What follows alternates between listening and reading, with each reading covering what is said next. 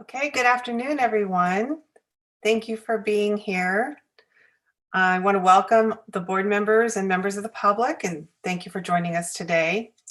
I'm Terry Griffin. I'm the chair of the Board of Community Services, and joining me today are Vice Chair Carol Quant and board members Kathy Hayes, Carolina Spence, Pamela Van Helsema, and Sandra Wandell. We also have with us today our meeting hosts, Emily Ander and Mary Lou Nichols, and they will coordinate comments from the public and assist during the meeting and take notes for any follow-up as needed. Panelists and presenters, please silence your cell phones and keep microphones muted if you're not speaking. Members of the public joining this meeting will have webcams and microphones muted. If you're phoning in to join the meeting and you choose to speak during the public comment portion of the agenda, for privacy concerns, the host will rename you to caller and only show the last 4 digits of your phone number.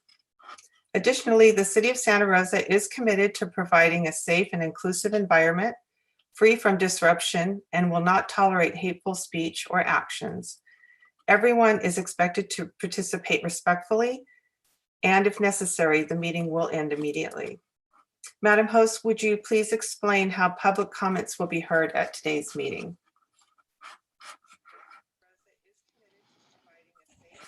Yes. At each agenda item, the item will be presented. The chair will ask for board comments or questions, and then at the appropriate time, open the floor for public comments. The host will lower all hands until the public comments item is open. Once the chair has called for public comment, the chair will ask the public to raise their hand if they wish to speak on this specific agenda item.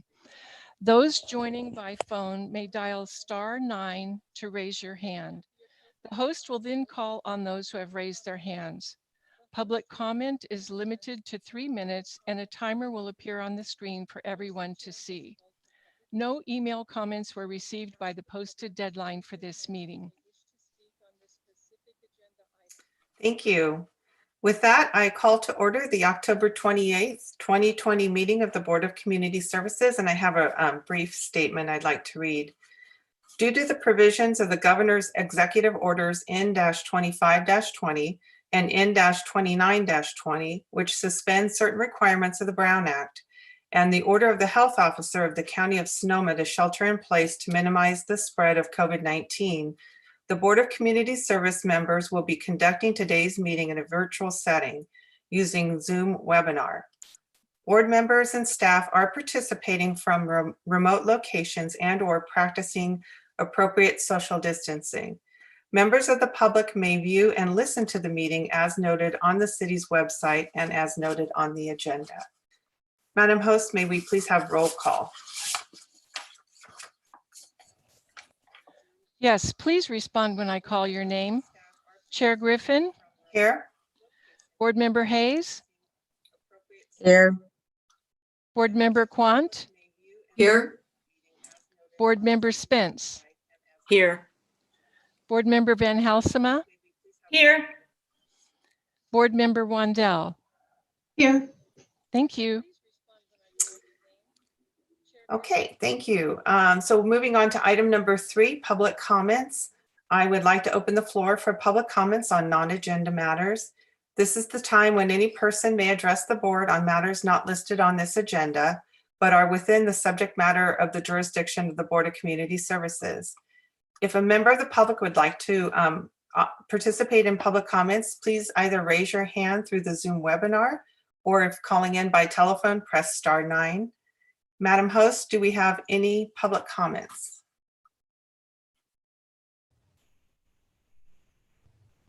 There are no public comments at this time. There are no hands raised. Okay, thank you.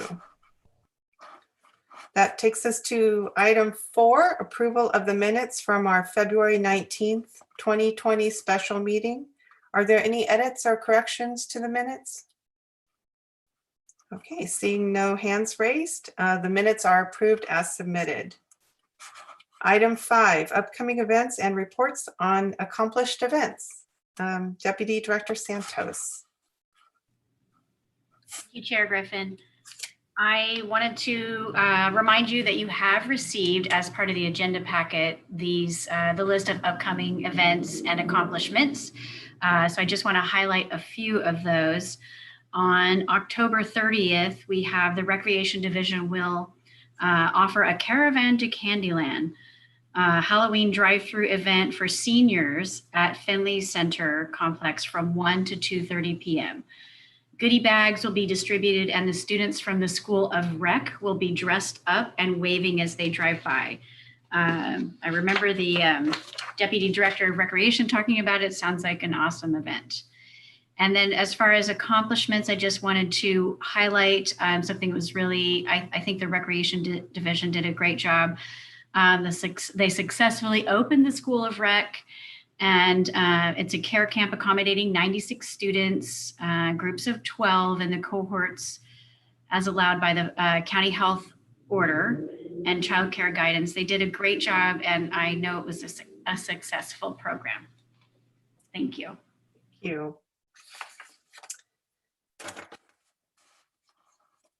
And director updates, item number 6. Thank you. And I have a really fantastic update today to let you know that Coffee Neighborhood Park was open today, and there was a media release about it. It was really exciting to be part of that, watching the fences come down and watching the first kids come and play on the playgrounds and dogs running in the dog park. And it was a very, very exciting opening, albeit during COVID where we really can't officially gather, but it was really fun to watch everyone play. So it's really nice. And if you haven't been there yet, definitely go by. It's a very beautiful park. It was before the fires and it's definitely beautiful again now. And then also just a quick reminder that we are still in a COVID environment. And so staff, including myself, still work from home or work remotely, and we come into the office occasionally, but we're still in that situation. So I wanted just to remind you about that. And that we are also all city emergency workers. And so keep that in mind as if you hear about every emergency that's happening in the county, we are responding and coming into our emergency operations center. So we ask for your patience as we sometimes can't get back to folks right away. So I just wanted to put that reminder out there, and that's the end of my report. Thank you. And I'll just mention if you haven't seen the video about Coffee Park, it's truly beautiful. It moved me to tears watching it. So highly recommended if you haven't seen it. Moving on to item number 7, our first scheduled item is 7.1 Recreation Status Update with Recreation Deputy Director Kelly Magnuson. Madam Chair, I'm going to promote Ms. Magnuson from attendee to panelist. Thank you. Kelly, it will look like you have left Zoom, but stay close and you'll come right back.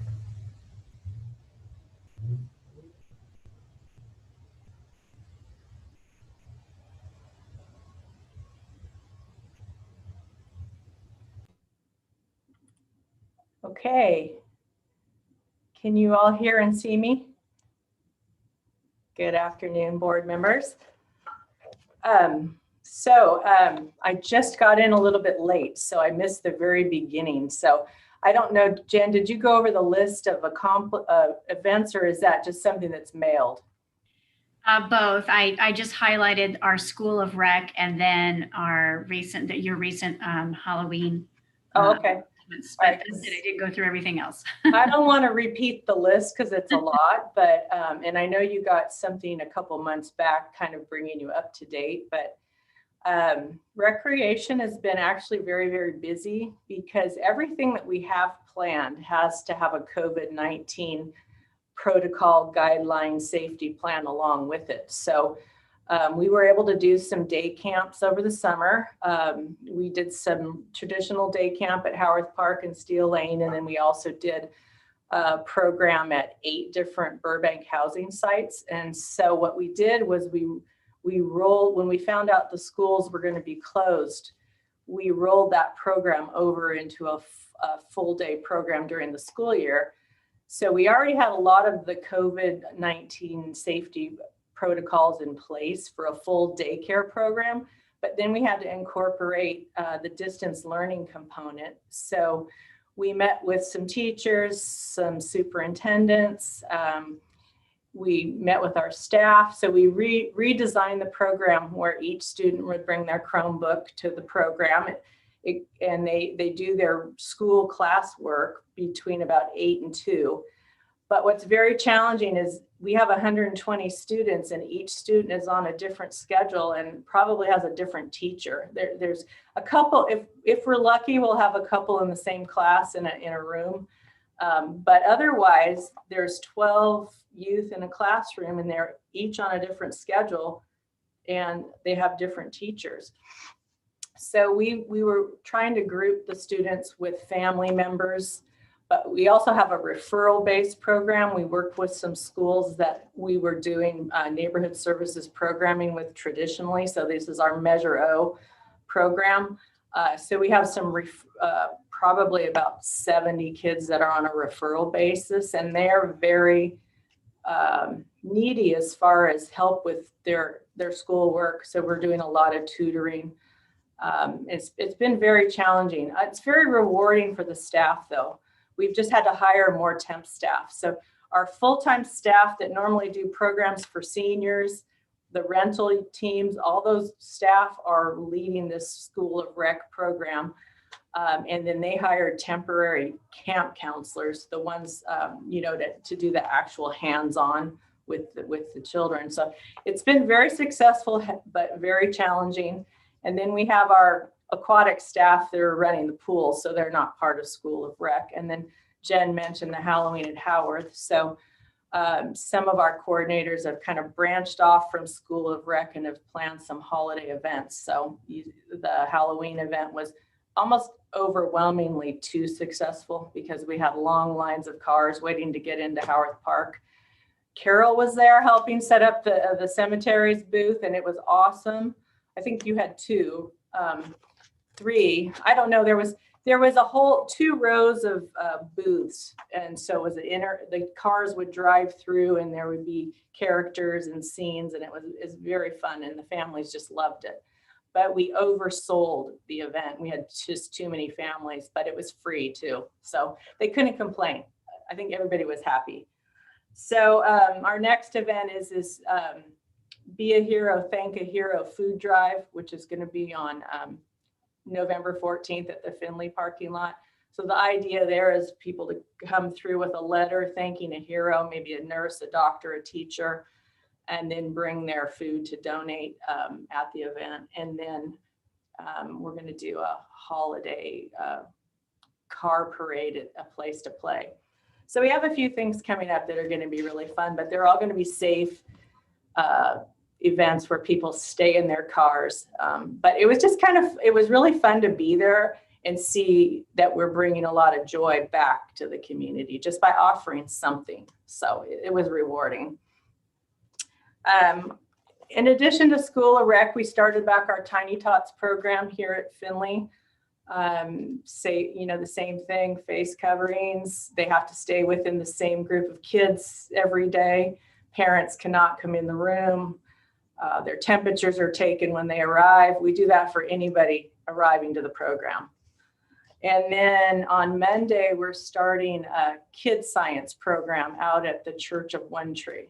So that will be an after-school enrichment program. It's a science-based program, and it's from 1 to 4. And we're hoping, I didn't get a number of signups so far, but that's a program we usually run in the summer.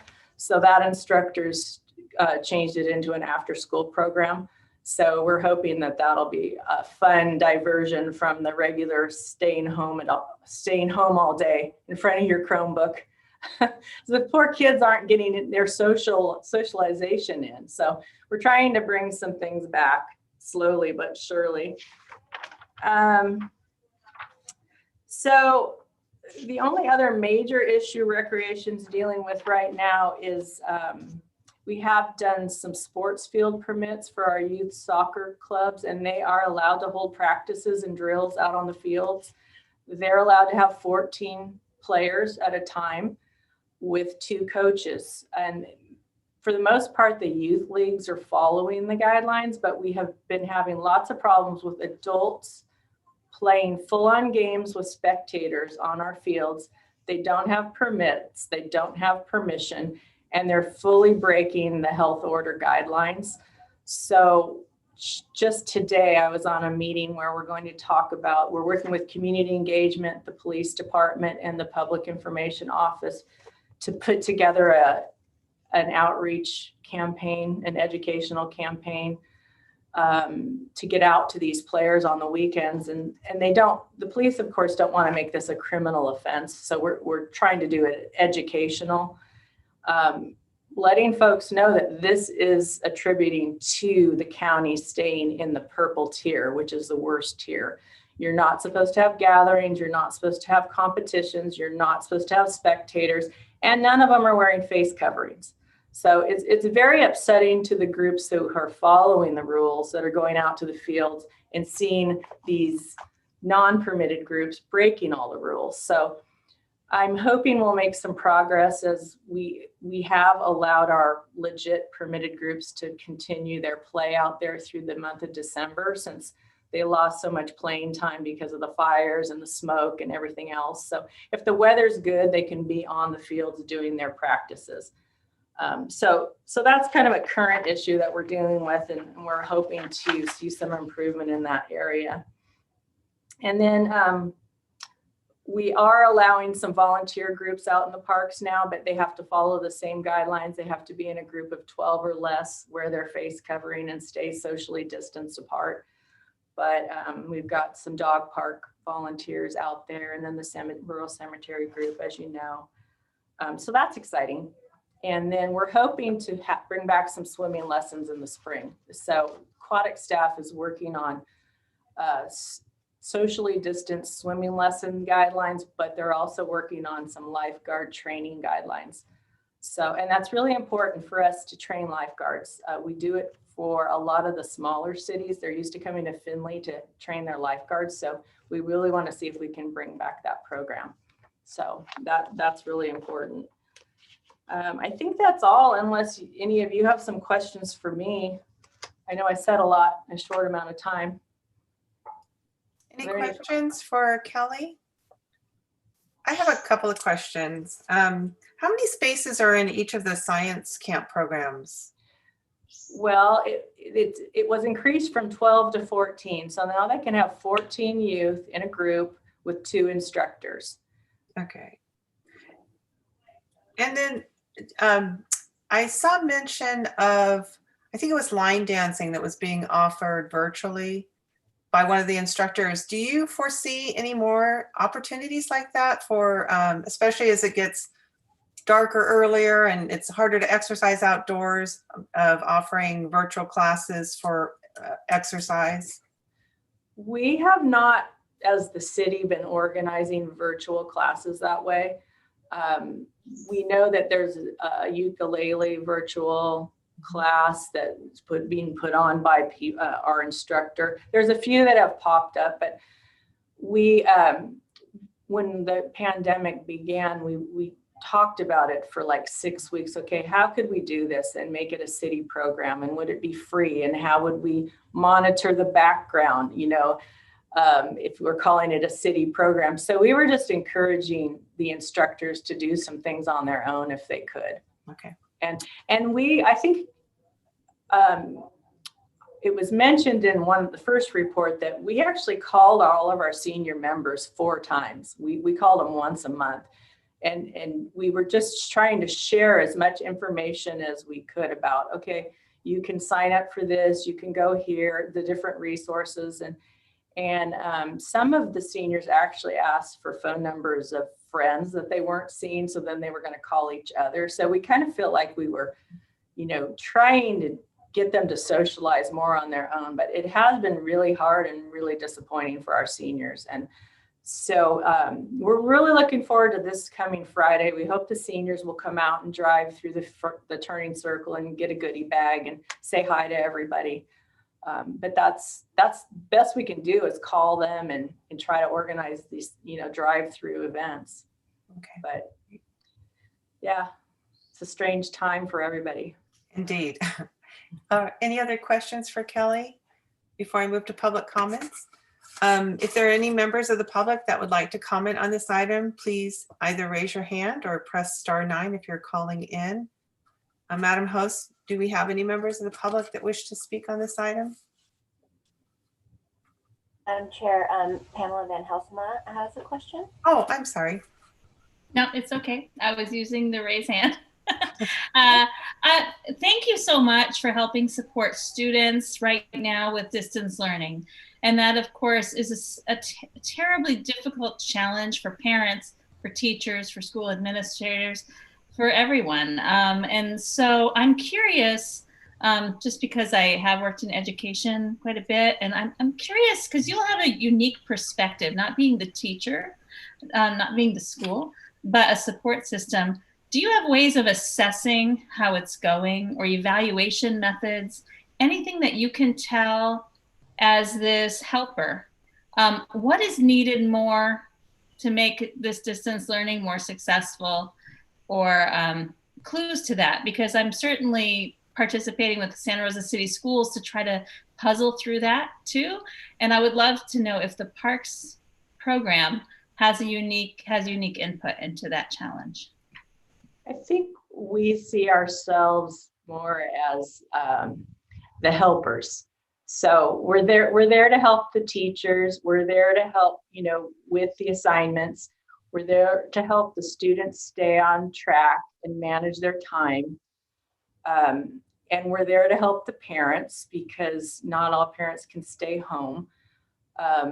We are trying to encourage parents to get more involved with the children's homework because that's how they need to stay involved.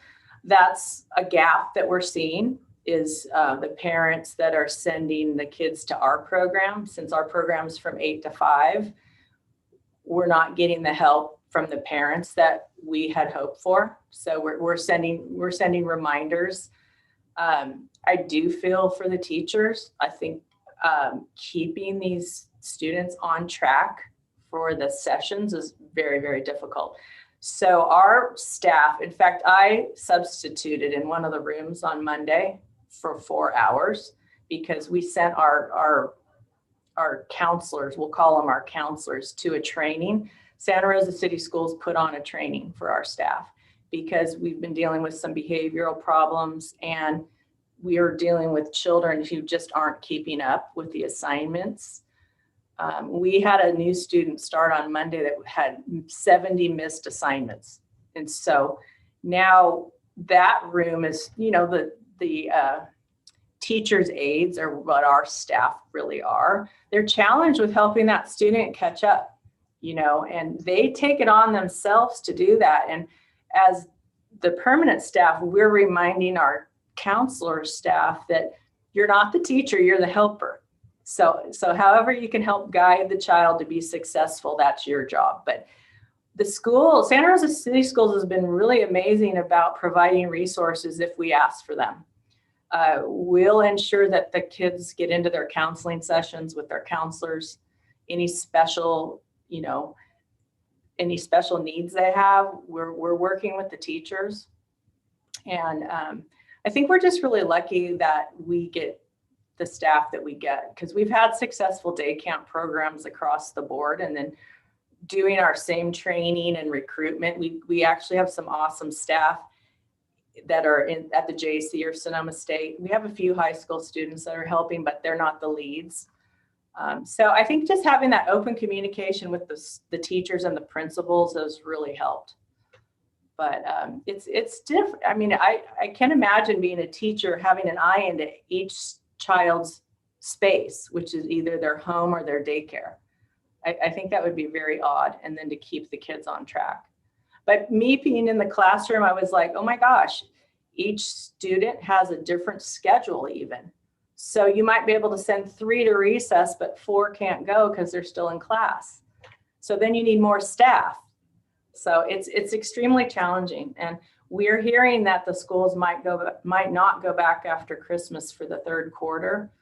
And I think we can continue the program. It's very expensive to have all these kids all day long with the staff. But I would really love to see the schools go back for the 4th quarter. I think it would be really important before they move on to the next grade to at least have 1 quarter in the school system, so the teachers can really see how they're doing. So I guess to answer your question, we are just kind of like the link. We're trying to help everybody be successful as best we can. When something you said, you know, I have 2 kids in the school, in school age right now. But the idea of homework, I'm curious, in addition to all that time on Zoom, and this is not, you probably don't know, but I'm just wondering how much extra work is put on top of the kids that are little. My high schooler can do lots of other homework, but in addition to the day they're spending with you, they're going home and doing more. And that seems difficult, but that's a discussion for me to have with the Santa Rosa City Schools. So. Yeah, I don't know how to answer the homework question. I do know that when the students are finished with their session, there's a whole list of, you know, little computer programs games that are academic that they can go to. And sometimes it seems like it's just too much for them to be sitting at a Chromebook that long. You know, because if you're in school, you all go to recess when the bell rings and you get to run around and play. Well, not with this. You know, you get to go to a computer game because the rest of the students in your room are still in a Zoom session. So it's really challenging. But I think this is a great program for these kids and for the teachers and for the parents. So. And then the last thing I'll say is we're going to be featured in the Chamber of Commerce magazine, our program, in December. So I'm anxious to see how that comes out. But as far as putting together a program that kind of fills a gap is what we're going to be recognized for. So I'm excited about that.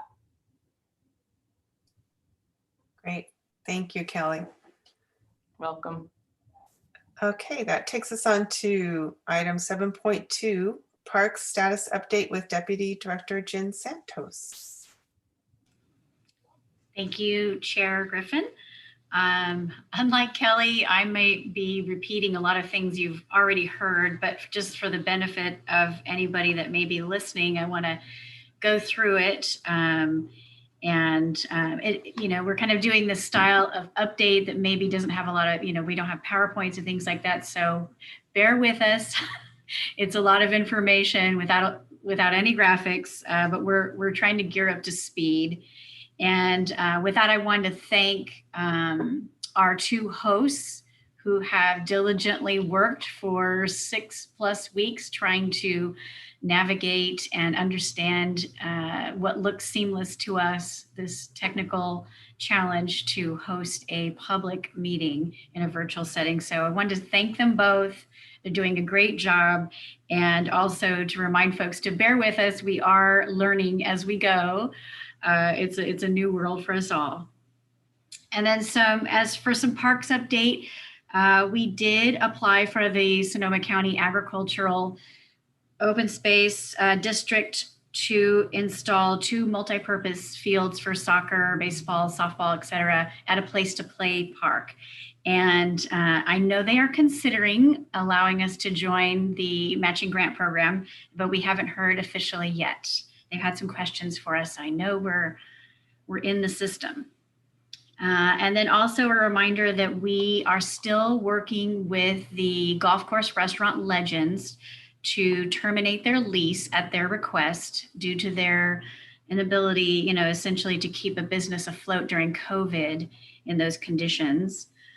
We do have a closed session council date coming up on November 10th to present this information to council and how to move forward with a termination agreement. So that'll be going forward on the 10th, and we anticipate that the Legends will be closed sometime in between the 10th and the 15th to the public permanently. We don't have yet the option for what to do now, what to do once Legends leaves, but we are working diligently on it with a consultant to help us understand what our next best options are. We'll also be circling back again with the Economic and Development Subcommittee to receive their input on what direction we should be moving forward with. As you know, as far as staff's next item, it would be to get another restaurant in there, because we really do need the income from that to pay off the bond debts that the city incurred to install both the restaurant itself as well as the pro shop years ago. So we've got a lot of little moving parts going on there with that. But Legends will be winding up their service shortly. And hopefully we'll get another service in there, or at least have some direction before the end of the year. And I'll circle back with you on that. Also, some of you may not know, we actually manage 3 dams in our parks, one at Howarth Park for Lake Ralphine, and 2 dams side by side to each other at Fountain Grove Lake at Nagasawa Park. And so the state is requiring that we update our dam inundation maps. And so we are moving forward with that. And I found somebody in the in our engineering team from Public Works that was this person's like whole project and senior thesis in college. And so I think that we are well suited to move forward to getting that done, but it is a requirement. And that inundation map will become part of the city's hazard mitigation plan. So stay tuned on that. Just a reminder that there is still a lot of moving parts in the reporting required for FEMA and Cal OES on all of our existing projects related to fire recovery projects. So Coffee Park, for instance, is closing up and finishing off. So we'll be submitting reimbursement requests. FEMA's they operate like an insurance company. So they'll wait for our final request for reimbursement, and we'll see what we receive from them. Both sides have made promises, so we'll see what's happening there. But there's a lot going on there, a lot of reporting required, so staff is busy with that. We have the roadway landscaping project, which is the project to re-landscape and reinstall irrigation on roadway landscapes destroyed in the 2017 fires. So those are essentially the entire length of Fountain Grove Parkway from Mendocino all the way over to Daybreak, as well as portions of Coffee Park along Barnes Road were all damaged in the fire, and those are in recovery. We've been working with both neighborhoods and the HOAs in Fountain Grove to receive feedback on the landscape plans that the designer is working on. We've had a little bit of a delay. The fire department received council approval on their community wildfire protection plan. And it was a tiny bit of a surprise that the type of plants that they were looking at for reestablishing landscape in areas adjacent to a right-of-way actually involve using plants that have a high water content in them, versus what we would normally do is put in drought-resistant landscaping that can survive in that kind of arid environment. So we've had to kind of re-gear and regroup and rethink about the landscape plant selection that we are choosing, because we were almost at the end of getting ready to go out to bid for construction, but we need to circle back, and we are meeting again with the Fountain Grove HOAs to make sure that they understand the new concept and why it's important to have that. And it's a different type of plant, so it's gonna have more water held in its leaves, so that if fire does come near it, it's not likely to burst into flames. It's more of a melting kind of process. So. It's interesting times, and I'm learning so much, but that project is full steam ahead. We are ready to go with it. It's a huge project. There's over 30,000 plants that need to be installed in this area. So looking forward to that. We are also rounding up the design for the final 6 remaining fire damaged parks, and that's for Rincon Ridge Neighborhood Park, as well as the adjacent open space.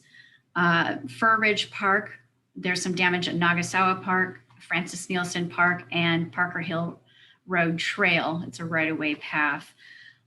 These are being combined as one final project because at each park there's not a significant amount of damage. All these parks are open to the public, but there's enough to make it a good biddable project as one.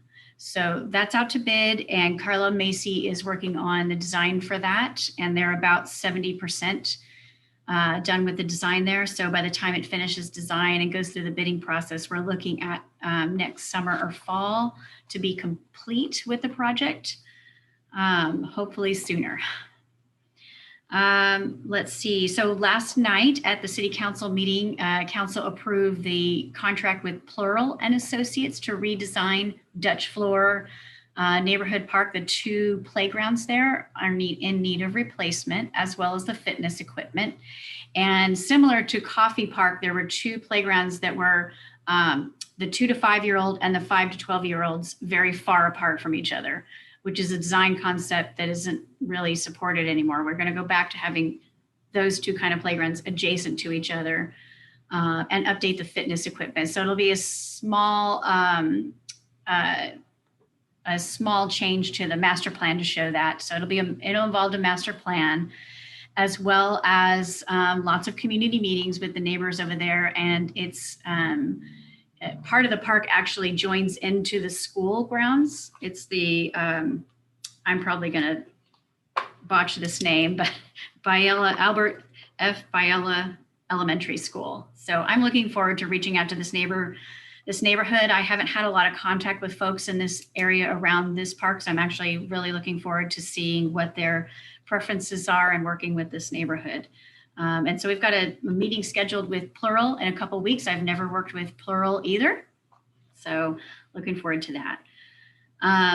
We have finished our contract with Gates and Associate to redesign Finley Aquatic Center wading pool into a spray ground, and it's hopefully going to go to council in December for approval. But the contract is done, it's signed from everybody who needs to sign it, and it's at the attorney's office, taking a little bit longer, and we hope to have that approved by council in the winter. The other thing is we are setting up for our next public meeting besides this one in this section in Rec and Parks on November 5th at 5:30 p.m. to have a public meeting about renaming Creekside Open Space. And as a reminder, there was a citizen request to rename that park to Mary Traverso Open Space, and this board recommended that we do circle back out to the community and receive input, and then we'll be coming back to you after we receive that input. So that is scheduled for 5:30 p.m. on November 5th, and you will all receive an invitation, and we hope to see you there. We're really excited about finally moving this project along. COVID has definitely stalled some of these things that we would have normally probably had resolution on by now, but looking forward to that moving forward. In addition, we also have a few questions for that public meeting about the overall council policy regarding name changing.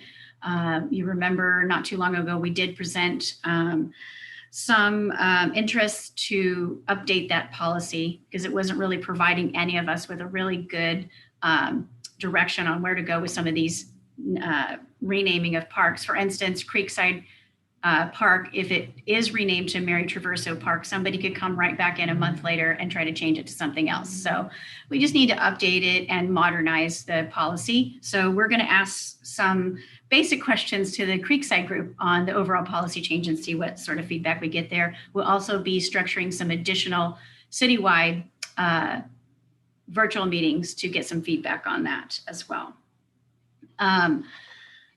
I'm sorry, I know this is a lot, but I want to make sure I get it all out there. We are continuing to work with GSM Landscape Architects to develop the community park at Kiwanis Springs Park. The master plan was approved a couple of years ago, and so we're starting to implement this community garden. We do have a garden manager very eager to move in, so we're going to move forward with that. We've been working with them long before Kiwanis Springs went out to even start its master planning process. So we're looking forward to getting that started and getting the design finalized, and we're almost there. And then I've just got a few more things. We will also be working to update our community garden policy. We had some internal guidance that was provided for folks who wanting to use a community garden in the city. But as these become more popular, we really are seeing that we need some more guidance that is from the board and the council at a council policy level. So we'll be searching out to start that process as well to give us all some guidance on should the city be paying for water and electricity for these? Should we continue to do it as we have? So lots of questions to be answered, and we want to have some feedback from you all as well as the community. We're hoping to return to this board in December or whenever your next board meeting is to finalize the updated Roseland Creek Community Park Master Plan. Hopefully we can resolve this, get this resolved and approved and moving in a forward direction. We are still working with our consultant who helped us with the last community meeting, and we'll be updating the master plan and bringing that forth to you at your next meeting. If not this year, then the first thing in January. The water department is still under construction for their well at a place to play. So if you drive out there, you'll see that. Just a reminder, they're not scheduled to be complete until April of 2021. So that'll be an ongoing construction site. We are looking at using a cooperative purchase to purchase playground equipment for Colgan Creek Park. So it's different than a lot of parks who have a master plan and some major, or even minor redesign of the outline.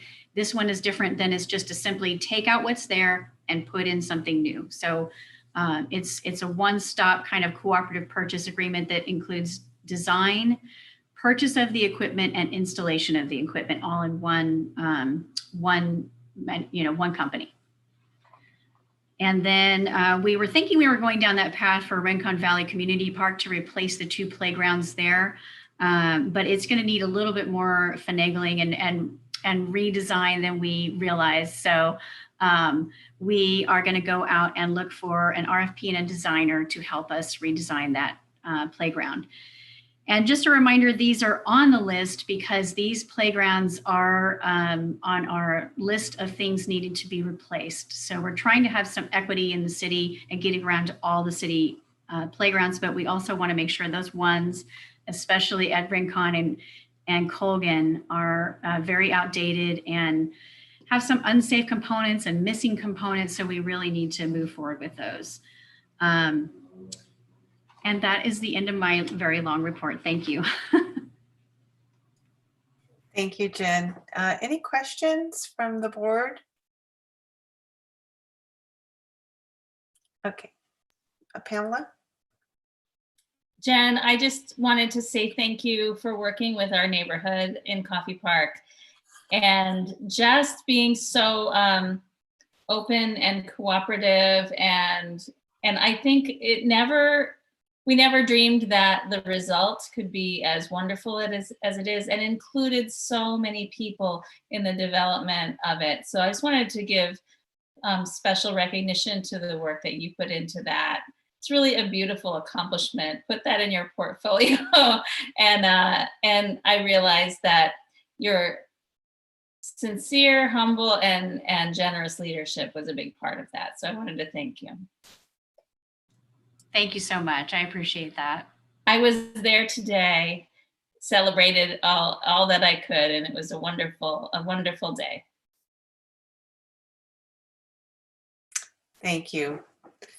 I have one quick question, Jen, on the spray park at Finley. Assuming council approves it in December, what's the timing on construction? Do you have a sense of that? I don't. We're probably not looking to construct that until the winter of 2021 at this point. Yeah, but we'd prefer to do it in the winter. Of course, there's probably no good time from an aquatics perspective. Right. Trying to keep that open. Okay, great. So at this time, I'll ask if there are any public comments on this item. If you're a member of the public participating through Zoom, please raise your hand, or if you're calling in, please dial *9. Madam Host, do we have any public comments on this item? Madam Chair, I do not see any hands raised. Okay, thank you. We'll move on to item 7.3, Measure M Parks for All update. Deputy Director Jen Santos. Thank you, Chair Griffin.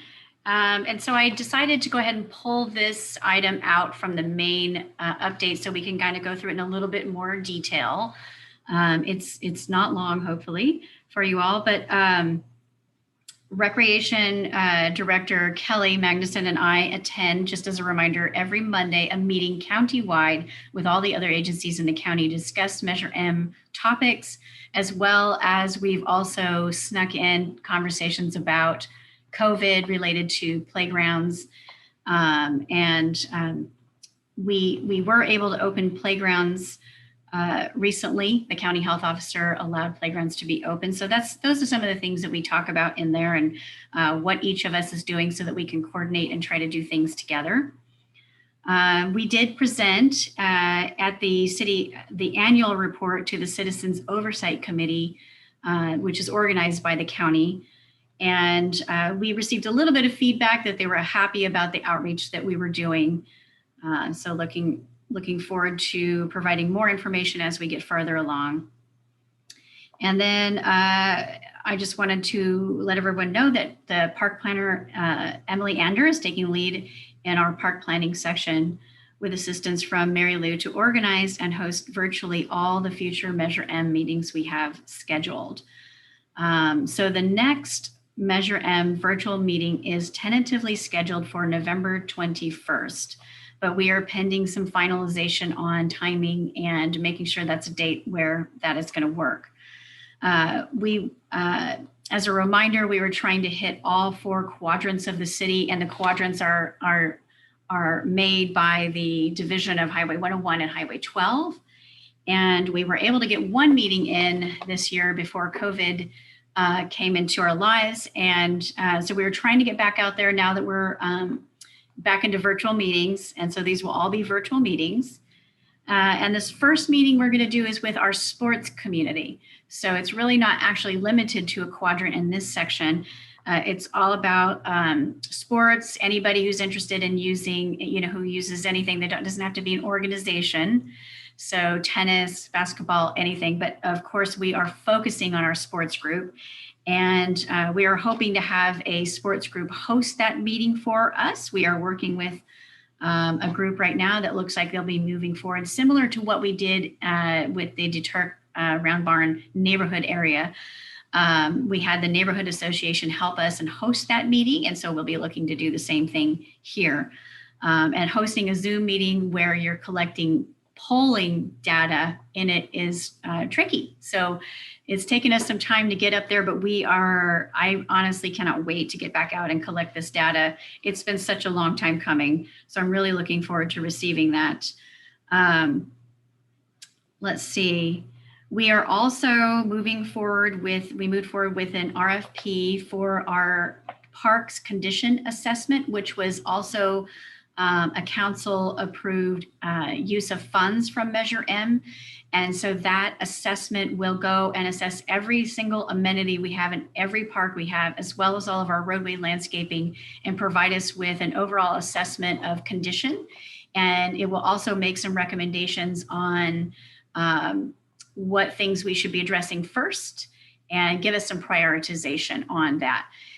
In addition, they will also be giving us some feedback on whether those things that come up on the list should be used, Measure M funds should be used for that, or if we should be looking to alternative sources of funding. So it's really a comprehensive look. I'm really looking forward to this so much. As staff works over the years, we kind of know what's going on out there, but I'm looking to see what this objective opinion will be, or assessment will be, of all of our parks, and to see what comes up.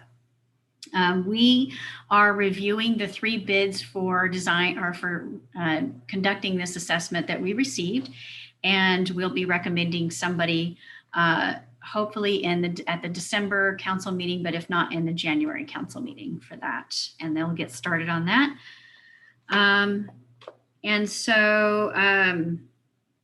We do plan to, the original plan for Measure M was to return to this board as well as the council in spring of 2021 to give you an update on some of the feedback we've collected in the community. We probably will not have the deferred maintenance condition assessment ready, but we do still plan to have all of the community input gathered and organized and report it back out to you in spring of 2021. Despite the delays, one of the benefits of hosting virtual meetings is that you don't have to arrange all the physical requirements having a physical meeting. So it allows us to conduct a lot of meetings in a short amount of time. So we'll definitely have some future meeting coming up, and we have about 5 meetings left, I believe, about 4 to 5 meetings left to conduct. We're hoping to get them all done by the end of December, and if not, we'll have a few remainder in January to finish up. But looking forward to coming back to you in the spring with that information. And that is the end of my report. Thank you, Jen. Are there any questions from the board on the Measure M? I have one question, Jen. On the parks condition assessment, is Prince Greenway included in that? Yes, Okay. Prince Greenway will be in there, absolutely. Okay, that came up during the mayors and chairs meeting this week, so I just wanted to check in on that. Okay, great. Oh, and Carol, you have a question? Thanks, Terry. Jen, could you do an overview on the funds gathered before COVID in Measure M, the projected funds that either have materialized or have been cut back because of COVID, and the things you're implementing now, are they being done with funds that were raised in earlier quarters? I don't remember if it's a quarterly allotment. Could you give us a overview of how it has affected your plans and your funding? Sure. Actually, the funding we have received has not been drastically reduced during COVID, even though there has been less spending out there. We were expecting a significant drop off. We were all very nervous about what our actual collection would be for this, but it's been a very insignificant drop in funding so far. So it's still it's above as projected. So we projected about 1.9 million a year, and I don't know the exact number, so I'm going to have to get back to you when I do a budget update. But it was a little bit over $2 million that we received for the last annual report. It does come in quarterly, but as an annual projection, it was about 1.9. So we did better early on, and it's looking more like it's trailing back to what was projected during COVID. So we should not see a reduction in our expectations for use of those funds. And we are using those funds that we have previously collected for these current activities.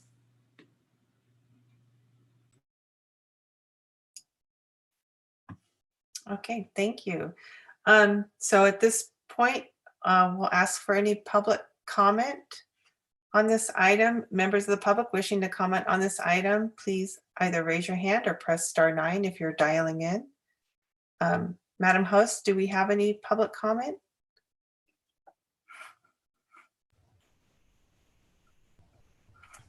Madam Chair, there are no hands raised. Okay, thank you. So we will move on to item 8, committee reports.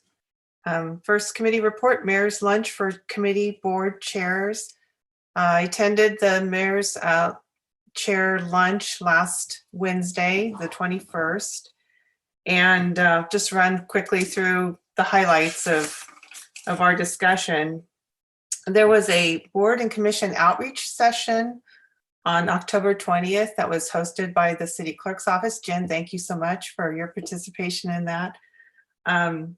If you know of anyone who would like to apply for a city board or commission, the video of that outreach session is now available on the board and commission page at srcity.org, and just click on boards and commissions. It's the last item under get involved, and there's also a link to the application if folks are interested. Mayor Schwedhelm told us about the council's approval of the downtown station area specific plan last week. In addition, the city received or will receive $38 million of community development block grant disaster recovery funding related to the 2017 wildfires.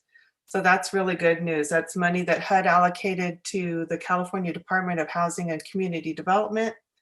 And that money was then appropriated to the tune of $38 million to the city for rehab, reconstruction, and or new construction of affordable multifamily housing. So that's pretty exciting. The mayor talked about the CARES Act funding that was brought up previously for child care support pilot program. And of course that was approved by council last night. So that's really great. That's $2 million of CARES Act funding going to help support small business child care providers in the community. And then on November 17th, the council will discuss the allocation of the PG&E settlement funds, $95 million. There was a survey that I believe closed on the 25th, if I'm not mistaken, Sunday the 25th. So hopefully there was a lot of community input into that, and the council will have that discussion November 17th.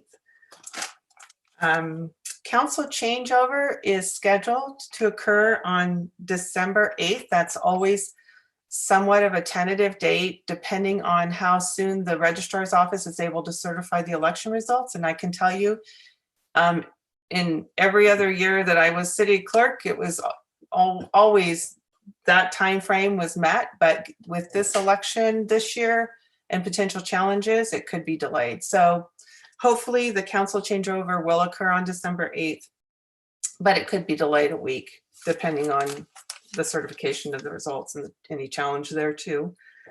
We did talk about homeless services. The mayor mentioned that the sprung structure at Samuel Jones Hall was approved, and that the I forget what you call it, the Finley distancing program will end the end of this month. Is that correct, Jen?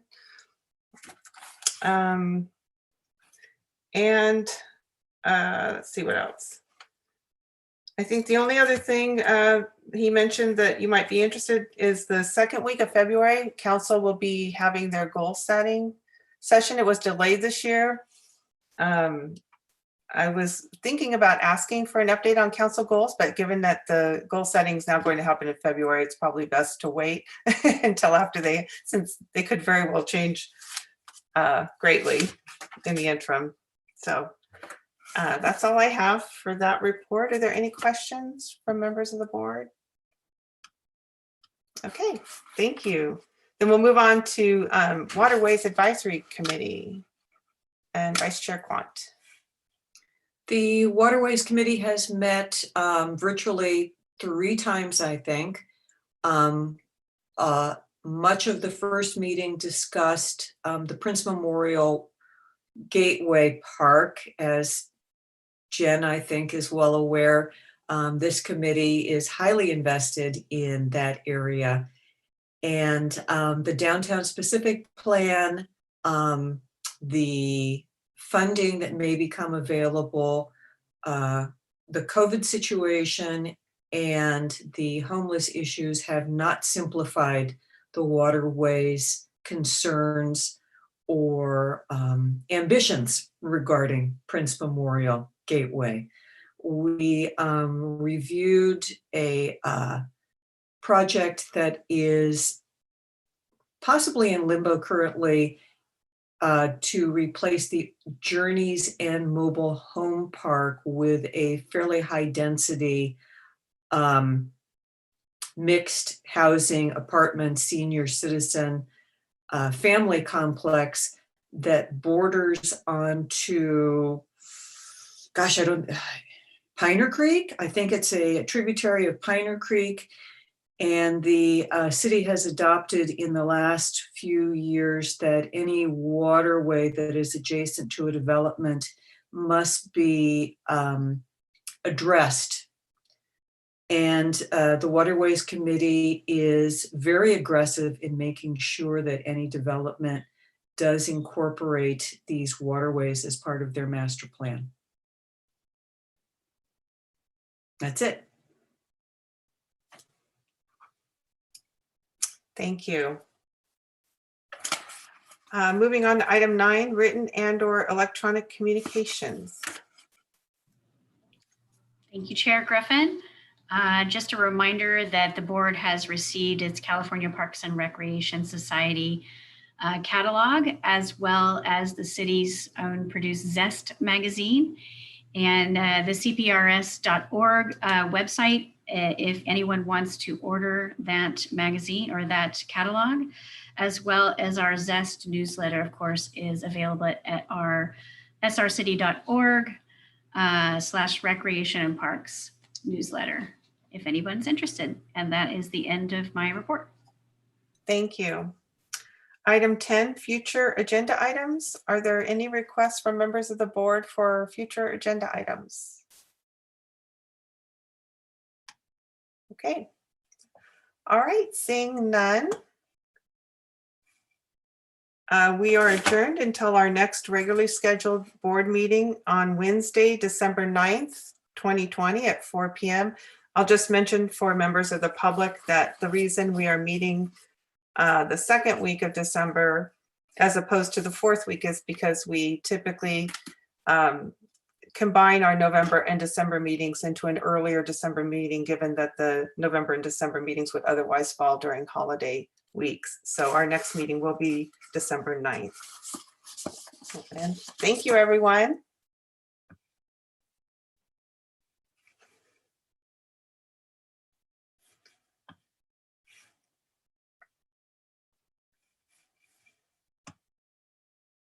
Mary Lou, do you need me to hang around for any reason? Is she gone? No, thank you very much. Okay, all right.